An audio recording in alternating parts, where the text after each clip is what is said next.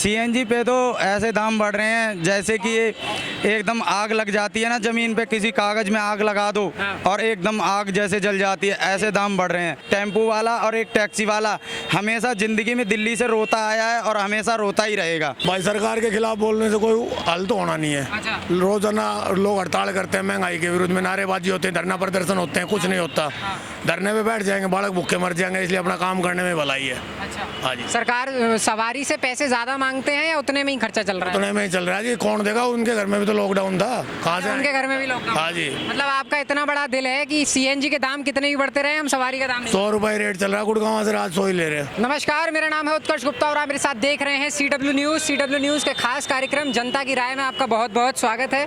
मैं इस समय आनंद विहार में हूँ। ऑटो चालकों से, गाड़ी चालकों से बातचीत करने की कोशिश करेंगे क्योंकि कहीं ना कहीं महंगाई का मुद्दा अपने आप में एक बहुत बड़ी बात बन गई है। पेट्रोल और डीजल के दाम बढ़ने के साथ साथ सीएनजी के दाम भी इस समय आसमान को छू रहे हैं। अब जानने वाली बात ये होगी कि क्या कुछ सवारियों के दामों में भी बढ़ोतरी की गई है, क्या ऑटो चालकों को उनके हिसाब से उतना जो किराया है वो मिल पा रहा है या नहीं मिल पा रहा है, क्योंकि महंगाई में घर चलाना और अपने व्यापार को संभालना अपने आप में ही बहुत बड़ी बात हो जाती है। तो सबसे पहले मेरा ये सवाल रहेगा आप लोगों से कि सीएनजी के जो दाम बढ़ गए हैं उस पर आप क्या कहना चाहेंगे? जी सर, मैं प्रमोद कुमार बोल रहा हूँ और मैं एक टैक्सी ड्राइवर हूँ। जी। सीएनजी पे तो ऐसे दाम बढ़ रहे हैं जैसे कि एकदम आग लग जाती है ना ज़मीन पे, किसी कागज में आग लगा दो और एकदम आग जैसे जल जाती है, ऐसे दाम बढ़ रहे हैं। लेकिन हम गरीब लोगों के, टैक्सी वालों के चालान भी इतने हो रहे हैं, ऑनलाइन चालान भी हो रहे हैं। टैक्सी वालों का ना तो किराया बढ़ाया जा रहा है, ना कोई स्टैंड बनाया जा रहा है। एक टेम्पो वाला और एक टैक्सी वाला हमेशा ज़िंदगी में दिल्ली से रोता आया है और हमेशा रोता ही रहेगा। और इस चीज़ के लिए इस चीज़ का कोई मुद्दा नहीं उठाता है और कोई भी नहीं इसमें आगे चलता है। सीएनजी के इतने दाम बढ़ते हैं कि हर रोज़ देखो जाके तो 4 रुपये बढ़ रहे हैं, कभी 5 रुपये बढ़ रहे हैं, कभी 3 रुपये बढ़ रहे हैं। और इस चीज़ के लिए हम सब लोगों से यही गुजारिश है कि सारे टैक्सी वाले और सारे भाइयों से यही गुजारिश है कि भाई ये कैसे भी करके ये थोड़ा बहुत ये जैसे कि इसका कंट्रोल हो सके, तो भाई सब लोगों से ये गुजारिश है कि सारे लोग इकट्ठे होके आप कहो और सबके साथ में रहो। और सबका साथ, जो मोदी जी कहते थे, सबका साथ सबका विकास। सबका साथ सबका विकास तो दिया है, लेकिन गरीबों का सबका साथ नहीं दिया है, ना ही विकास किया है। क्या गरीबों को दिया है? यहाँ पे देख लीजिए, आज दिल्ली में मैं खड़ा हूँ आनंद विहार बस स्टैंड पे। यहाँ पे मैं सुबह आया हूँ 9 बजे, 9 बजे से सवारी को लेके खड़ा हूँ, लेकिन सवारी मिलती है, कभी कोई सवारी 10 किलोमीटर के 50 रुपए देती है, कोई सवारी 20 रुपए देती है। तो बताओ इसमें हमारा घर चल रहा है, हमारा क्या चलेगा? हम किराए पे रहते हैं सर।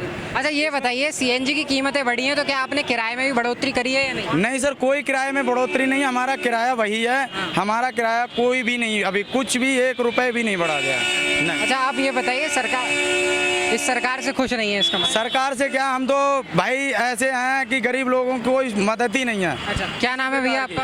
आपका नाम? मेरा नाम सतवीर है जी। अच्छा सत्यवीर जी, ये बताइए, सीएनजी के जो दाम आसमान छू रहे हैं इस पर आपकी क्या राय है? आंख बंद करके खोल लो जी, सुबह 2 रुपए तेजी मिला है। अच्छा। हाँ, आज 70 का रेट हो गया। आज 70 रुपए रेट हो। हाँ जी। अच्छा, इससे पहले क्या रेट था? मतलब पिछले 2-3 महीने पहले की अगर हम बात करें, पहले जी ये 52 रुपए थी। 52 रुपए थी। 52 एकदम से इतने दाम बढ़ गए। हाँ, तो इस पे सरकार को कुछ कहना नहीं चाहते? आप सरकार के खिलाफ कुछ बोलना नहीं चाहिए? भाई सरकार के खिलाफ बोलने से कोई हल तो होना नहीं है। अच्छा। रोजाना लोग हड़ताल करते हैं, महंगाई के विरुद्ध में नारेबाजी होते हैं, धरना प्रदर्शन होते हैं, कुछ नहीं होता।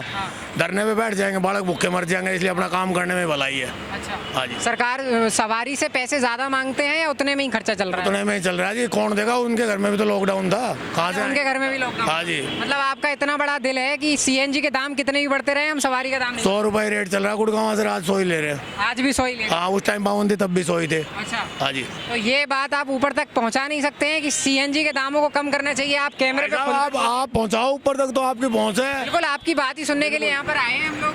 महंगाई पर क्या कहना चाहेंगे? महंगाई तो भाई हर चीज़ में ही चल रही है इस टाइम। तो देखो जी, एक सीएनजी के साथ ना चलो, हर आम जनता को साथ लेके चलो। आज आप तेल के रेट देख लो भाई साहब, कहाँ 100 रुपये में एक बोतल आती थी, आज 200 रुपये में आ रही है। ठीक है जी। किसी भी चीज़ पे नज़र डाल लो, वो हर चीज़ महंगी हो रही है। वोट देने से पहले नहीं सोचा था कि एक बार जब फिर से अगर योगी सरकार आ जाएगी सत्ता में तो महंगाई फिर से दोबारा आसमान छू सकती है? योगी का इसमें कोई लेना देना नहीं भाई महंगाई का। अच्छा, हाँ किस सेंटर तरीके से? भाई योगी क्या करेगा इसमें महंगाई में, आप बताओ। क्यों उसका टैक्स नहीं कटता है?